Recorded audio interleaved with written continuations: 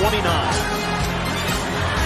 Jones steps up, tries to avoid it, buys some time. Jones uncorks, deep ball, touchdown on the ricochet.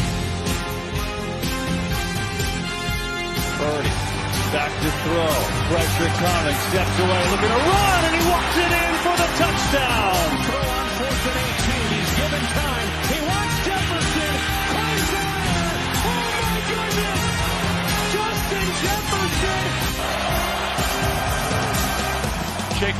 Jacobs with running room right up the middle, Jacobs is on his way, the Raiders are going to win this game.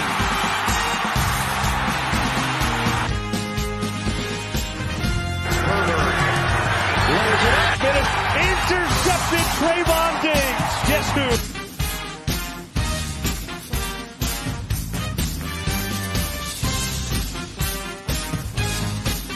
On it to McCaffrey right up the middle, and it's stiff arm. McCaffrey for 6.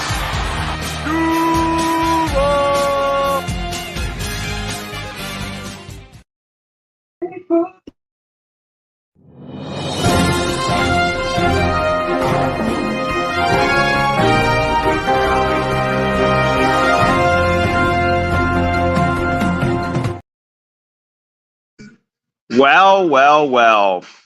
We are not even on the first day of the preseason yet, and officially the start of the NFL season has started with a bang. And I never expected our first official episode of Extra Point to be a breaking news, potentially league-shifting episode here tonight, but that's where we're at, and that's what we're going to do tonight. It is a breaking news emergency episode of Extra Point, our first Extra Point of the season. Welcome into Extra Point, ladies and gentlemen. My name is Isaiah Leong. I'm going to be your host for tonight. I might be joined with some other guests as we go along here for this very short emergency program here of Extra Point. But let me give you guys the breaking news. The Brandon Aiyuk saga might be coming to an end here in San Francisco, as we've had a lot of smoke throughout the last couple of days that have percolated throughout the 49ers facility. But it looks like something might be coming to an end, and something might be coming to fruition as boom! We have some breaking news that has just broke in the last 15-20 minutes. The breaking news coming from NBC Sports Bay Area's 49ers insider Matt Maiocco, who is basically the Adam Schefter of the San Francisco 49ers. Matt Maiocco is reporting that the 49ers have the framework of a Brandon Aiyuk trade with both the Cleveland Browns and the New England Patriots, sources telling NBC Sports Bay Area's Matt Maiocco. Now it's up to Brandon Aiyuk to decide if he will accept either team's contract terms for an extension. So the 49ers and Browns and Patriots reportedly have a framework for a Brandon Aiyuk trade. That comes on the heels of a report today from NFL Network's Mike Garafolo and Tom Pelissero saying Brandon Aiyuk is more likely to be traded than sign an extension with the 49ers. There are no trades in place at the moment. This was earlier today. Then came this report about the Niners having a framework now in place with the Browns and the Patriots for Aiyuk. And according to Maiocco's article, this is the deal. The Niners would send Aiyuk to the Browns, and the Browns would send back Amari Cooper and draft picks to the San Francisco 49ers. I would assume it's either a first-round pick, probably, or a second-round pick in that deal for Brandon Aiyuk. The Patriots, in their deal, if Aiyuk decides to go to New England and play for the Patriots, the Niners would send Aiyuk to the Patriots, and the New England Patriots would send Kendrick Bourne, the former 49er, would be coming home, and draft picks to San Francisco.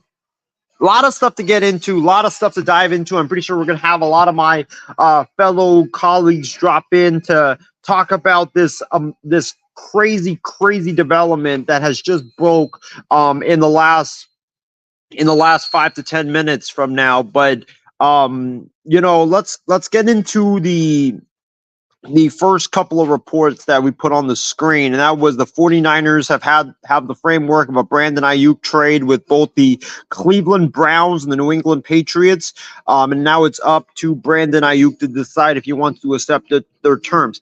Here's my thoughts on this. This saga is definitely coming to an end fairly soon. I think it's going to come to an end in a matter of a couple of days, and now it is decision day. It is judgment day. It is up to Brandon Aiyuk to decide what he wants. Does he want to really leave the Niners and get that lucrative, amazing contract extension that would give him like $35 million plus per year? And Brandon Aiyuk, would be one of the highest paid receivers of all time in the NFL, but he would have to play for a team that is inferior than the San Francisco 49ers and go to Cleveland or go to New England?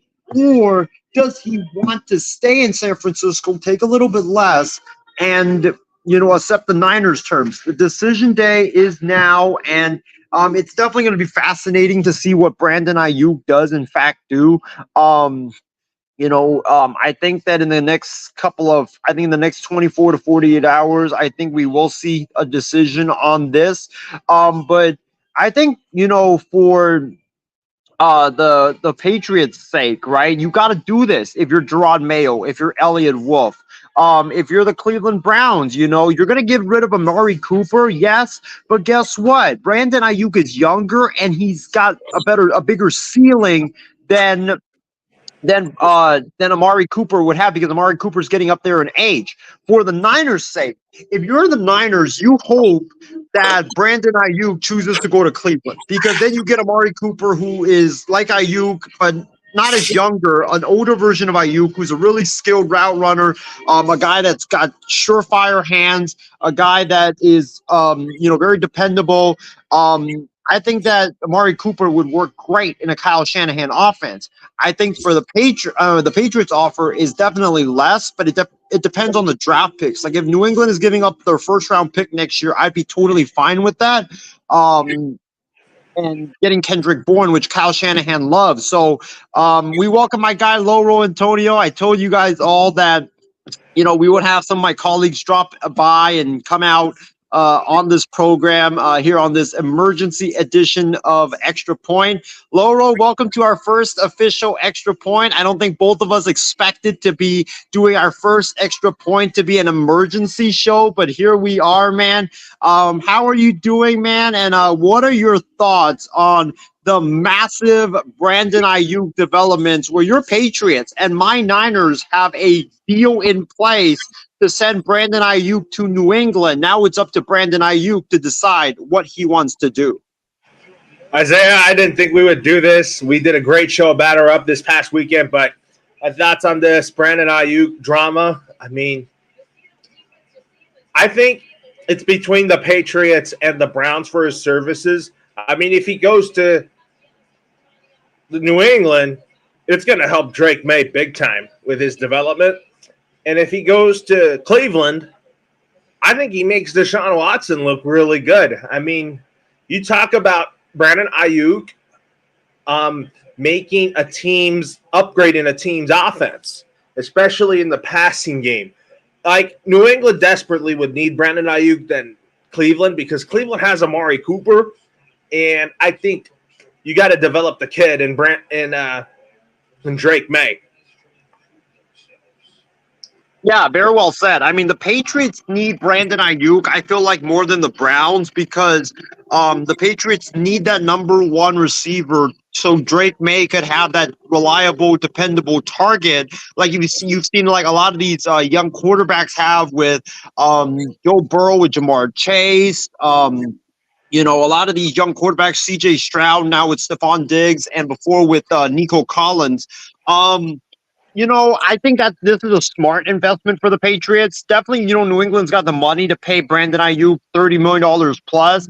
I think the Patriots have to do this. The Browns, I mean, it would definitely make them, I feel like, a better team, a more faster team. But Loro, actually, in the deal, I don't know if you saw, in that deal, the Niners would actually get Amari Cooper from the Cleveland Browns for Brandon Aiyuk, and it would be draft picks, and Kendrick Bourne would be going to the Niners and draft picks if the Niners and Patriots were to end up coming together on a trade. So Aiyuk would essentially replace Amari Cooper in Cleveland. What do you think about that? Do you think like the Browns would be better with Aiyuk replacing Cooper, or do you think that the Browns would kind of be like the same place they are right now? I think the Patriots get Aiyuk. I would have to give up Kendrick Bourne for that, which I would totally do. And I think you line up Aiyuk with guys like Jalen Polk. You got Ross from UCF that I like. I think he's going to be a gem. I mean, those two receivers that we drafted, they should be really good, which I'm very excited about. But Brandon Aiyuk really helps that. And then KJ Osborne, I think, is going to be used as a special teamer and an occasional inside guy. Yeah, and like you mentioned, you got those two young receivers. If you do get Brandon Aiyuk can teach them the ways of how to become an NFL receiver, and also Brandon Aiyuk can help put less pressure on those guys to succeed right away. So I think this is a great move for the Patriots if it ends up coming to fruition. They really need a number one receiver. Aiyuk is young. He basically goes by the timeline of the Patriots. So it makes a lot of sense.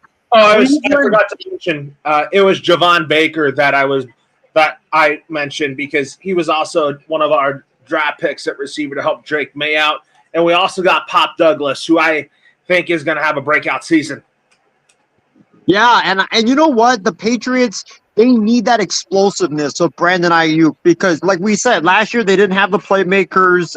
They barely had guys that could create separation. And now with Brandon Aiyuk, if you get him, you get a guy who's a great route runner, and I would definitely dearly miss him. But great route runner, a guy that is athletic, a guy that doesn't rely on his athleticism and creates separation. So I think for the Patriots, it would be great. But for the Niners, as a Niner fan, for me, it depends what New England's draft picks are that they give up. Like, Loro, would you be willing to give up your first-round pick in that deal for Aiyuk? Not necessarily. I would just say Aiyuk for Kendrick Bourne and then maybe a second-round pick. All right. So if you do end up getting Brandon Aiyuk, where does that increase the Patriots' win total for this upcoming season? I would say 8 wins, 7 to 8 wins. Without him, it would be 5 to 6. But I just think that with the new regime that Rob Mayo is implementing, I do think the Patriots are going to be a much better team than we were last year. But I just don't think we're as good as the Dolphins or the Bills. Yeah, I think even with Aiyuk, you would still need like 1 or 2 more pieces to really contend. But I think if you get Aiyuk, let me tell you this. If you get Brandon Aiyuk, Laurel, I think that the New England Patriots could be in contention for a wild card spot because you saw last year what a young quarterback with a great number one receiver could do with C.J. Stroud and Nico Collins. Like, you saw that. And also with when Mahomes was a rookie with Tyreek Hill, and you saw what putting weapons around a young, talented quarterback could do. So I think if you get Aiyuk, I really think the Patriots, I'm not saying you're going to win the Super Bowl or win the division. I think your Patriots could be in the race for a wild card spot because your defense was really good last season and your offense was the big issue, but now you get that number one receiver. You get another quarterback. You get, the running game. We know what New England can do. So I think that if you get Aiyuk, I think Aiyuk automatically puts New England in wild card position.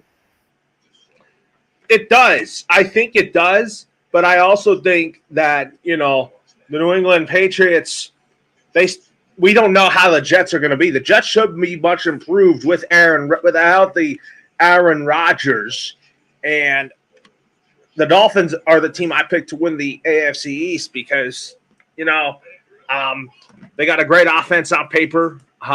They're the most talented team on paper, most talented offense on paper. And if New England does get Brandon Aiyuk, I still think they're going to be stuck in last place, but they're going to be competitive.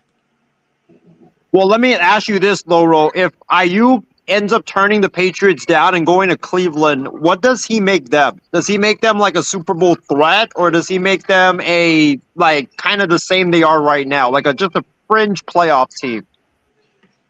I think Brandon Aiyuk makes the Cleveland Browns faster on offense, puts less pressure on Deshaun Watson. I think the Cleveland Browns are definitely going to be challenging the Baltimore Ravens and the Cincinnati Bengals for the division, which I think. I don't think he goes to Pittsburgh, but the Steelers are going to be competitive enough to still make the AFC North a winning division. Yeah, it definitely will be fascinating to see this impacts all three teams. If New England gets him, like I said, New England automatically is in that position for a wild card spot next season. If Cleveland gets him, they're one of the contenders in the AFC, and then it also leaves what happens to the Niners, because not only do you lose Brandon Aiyuk, but it depends what you give up or what you get back. Kendrick Bourne and draft picks, that for me, that kind of just is kind of disappointing. That's what I really want the Cleveland offer if Aiyuk ends up leaving, because Amari Cooper is not really a drop-off from Brandon Aiyuk. He's not that big of a drop-off. I would say he's an older version of Brandon Aiyuk, and he doesn't make a lot of money, which you can help build around your team. You can get a right tackle. You can build around the offensive line. You can the secondary. You can get pieces to help that secondary be more formidable. So I think for the Niners, Cleveland's offer is a win-win. I'm not sure about New England's offer, because the Niners are built to win now, and I just don't know if that offer helps us, because I like Kendrick Bourne, but he's coming off a torn ACL, and then you have the draft picks, depending on when, that's going to help the future. So if I were the Niners, I would try to get Matthew Judon from the Patriots. That would help your defense. I don't know if New England would do it, though. I don't know if New England would do that in the deal, because I think Matthew Judon with Bosa and with Hargraves and Armstead, they definitely would help. They definitely would help bolster that defense. But Laurel, let me ask you this: would you give up Judon in a deal for Aiyuk? I'm going to say no. I think Matthew Judon is an important piece to our defense. But if I had no choice, then I would reluctantly, just because I also want to get younger on the defensive side of the football, just because I don't think Matthew Judon's getting along with Gerard Mayo. Yeah, I don't think he's getting along with Gerard Mayo. You are right on that. He got into a heated argument with Gerard Mayo, I think, recently, but I think it's been resolved. I heard that there were reports that they had a great meeting after that. So we're definitely gonna tune in, see what's gonna happen, and it should. Something should happen, Laurel, I think, in the next 24 to 36 hours, because it sounds like we're close to a decision on Brandon Aiyuk's future here with the Niners or without the Niners. But Laurel, I would say this: I think even without Brandon Aiyuk, Isaiah, I still think the Niners are going to be a really good football team, even because you still will have Deebo Samuel, who I think the Niners really love, and I still think Deebo Samuel is the number one guy for Brock Purdy. And then you got George Kittle, the new Gronk in town in George Kittle. So basically, without Aiyuk for the Niners offense is still the Niner offense. Yeah, no, it definitely is, and that's why I think Amari Cooper would be amazing for the Niners. Like, think about what Kyle Shanahan could do with Amari Cooper, his route running, his speed. Like, Amari Cooper would be so good for the Niners, and he wouldn't be a drop off. So, yeah, yeah, we'll see what happens, but I forgot to mention Christian McCaffrey is still going to be a huge factor in that offense. yeah, exactly. That's why for me, like, I'm not really panicking about losing Aiyuk just because, like, for me, my stance has always been if you pay a receiver $30 million plus per year, you're not going to win a Super Bowl. Just like you're not winning a Super Bowl paying a defensive end 27 to $30 million per year. Like, you can't do that. Like, you gotta you got to share the cap space with other positions, and you can, wide receivers, like, they're always very easy to replace. So that's why I think for the Niners, I've always been on that boat that, hey, don't pay that receiver that much money, because if you pay him, you're going to be handicapped, and then the rest of your roster is going to not be as good. And the Niners rely on a really, really good roster to be able to function. So, Boloro, before we conclude tonight's program, and I think we are awaiting Ben to come on the program. I don't know if he'll come on, but we'll see. But, Loro, what is your, like, if you have to give like a final verdict of Brandon Aiyuk, what do you think his decision is? Do you think he goes to New England? Do you think he goes to Cleveland? Do you think he goes to the Niners, or goes back to the Niners and it's actually a bluff? Like, what do you think happens in the next 24 to 48 hours? I think Brandon Aiyuk goes to the New England Patriots, and we send Matthew Judon to San Francisco. So basically, I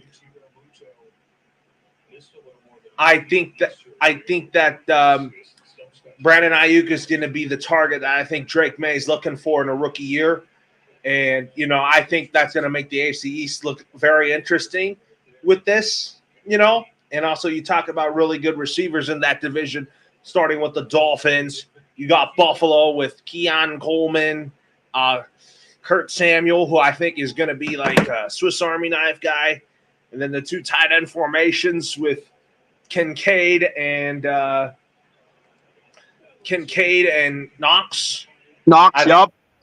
I think the Bills are still going to be a fantastic football team, even without Stephon Diggs. And then the Jets with Aaron Rodgers and Garrett Wilson and Breece Hall. I mean, the Jets have no excuses now to try to make it to try to get a playoff spot with that roster.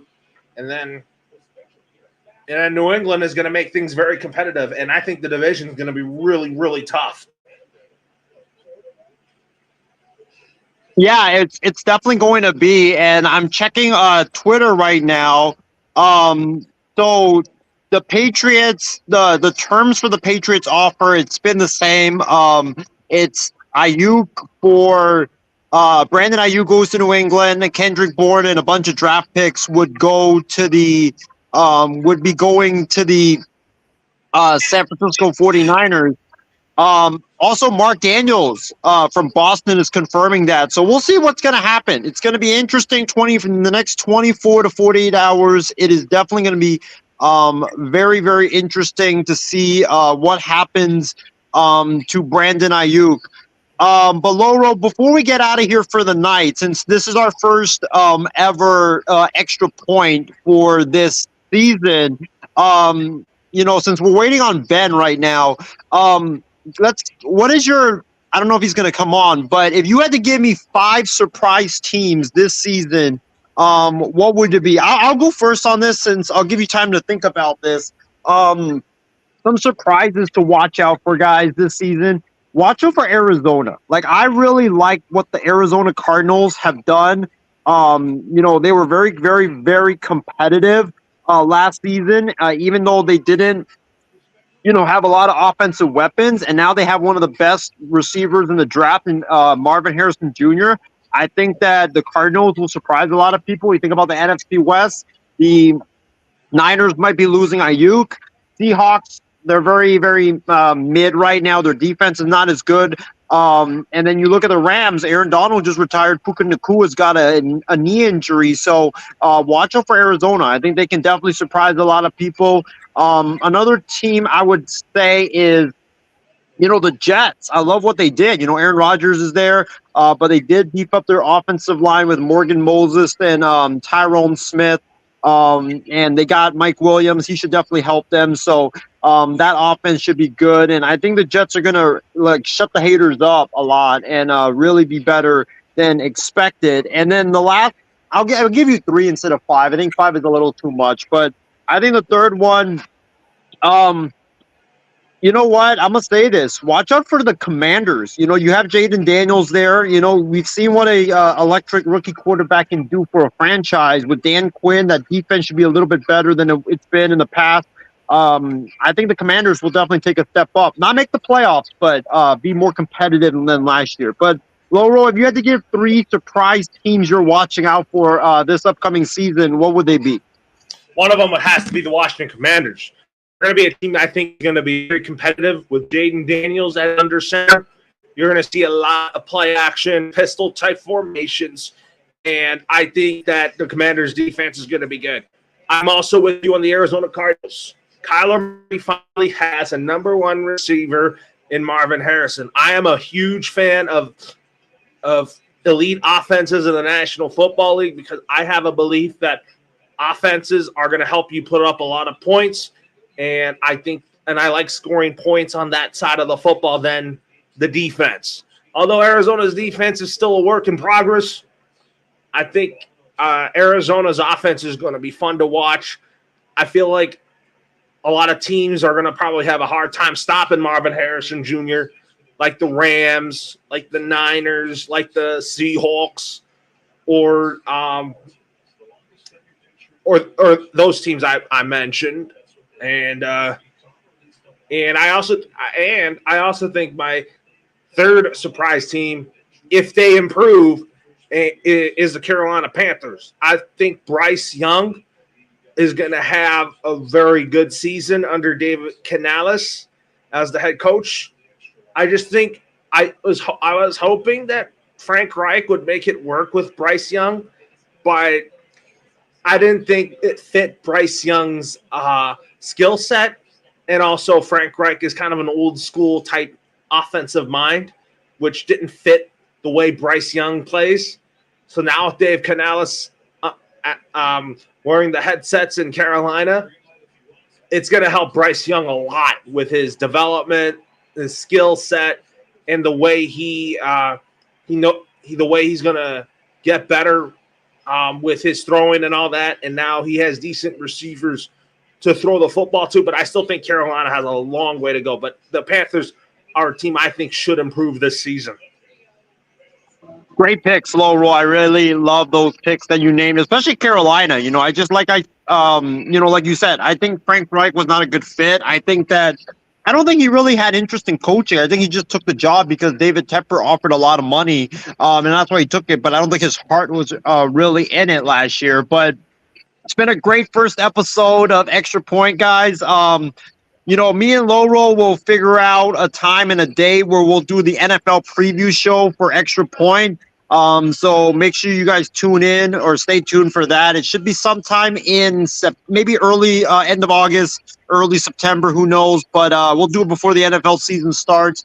And, we'll have weekly Extra Points. So make sure you guys tune in for that to recap every week. It should be a fascinating NFL season. But Loro, as we end tonight's program on this emergency show, really appreciate you for coming on. What's your final thought for tonight's program? Didn't think we would do a show like this, but I think that I'm not really a fan of preseason football, as you know, and as everyone knows. I just can't wait for the NFL to extend the regular season to 18 games moving forward, just because I'd rather have more regular season football than preseason football, because I want to see more starters playing the whole game, seeing some more excitement and fun during a Sunday of the NFL season, because football on Sundays is kind of my routine during the NFL season, and I also kind of don't want to leave my home on Sundays when football is on. Well, speaking of preseason, I don't know if you happened to see the Bears-Texans Hall of Fame game, but what is your thoughts on that new the new kickoff rule? Are you a fan of it? Do you not like it? I'm going to need more time to see it because, it's so careless for me to watch preseason. I need a couple weeks to kind of, look at this new kickoff rule. I read what it's about, but I just need 4 weeks to kind of get used to it and see what it's all about before making a judgment, because soon I'll be seeing when the Patriots take on the Cincinnati Bengals, and I know that's going to be a game where I think the Bengals are probably going to beat us, but the defense of the Bengals is the kryptonite for the Bengals, as you know, and Drake May should take advantage of that bad defense that the Bengals have. Yeah, we should definitely see. But guys, it's been a great show. Make sure you guys have your phones, your Twitter notifications, your Facebook notifications, your social media notifications on, because Brandon Aiyuk decision day is coming very, very soon. Should be coming down in the next 24 to 48 hours on what he's going to do. Is he going to leave San Francisco for the Patriots or the Browns, or is he going to rescind his trade request and come back to the Niners and sign a long-term contract extension? We shall see. But tonight's developments, Niners have a framework in place for an Aiyuk trade to both Cleveland and to New England. So it should be interesting to see what ends up happening. But guys, it's been a great show. Thank you for tuning into the first official Extra Point, even though it was an emergency show. Stay safe, stay healthy, guys, and we will see you guys next time on another edition of Extra Point. Have a great night, everybody.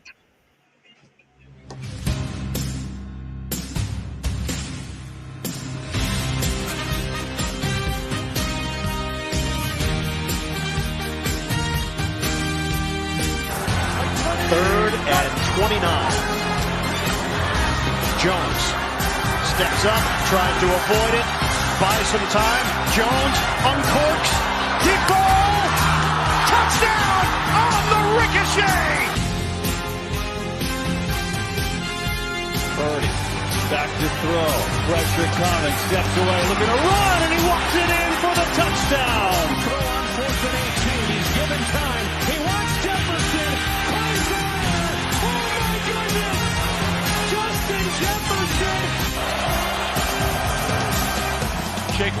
Jacobs with running room right up the middle. Jacobs is on his way. The Raiders are going to win this game.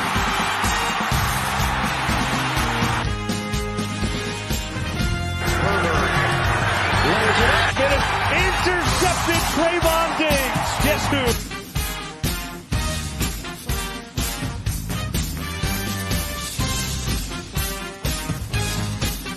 To McCaffrey right up the middle, and it's stiff arm McCaffrey for 6.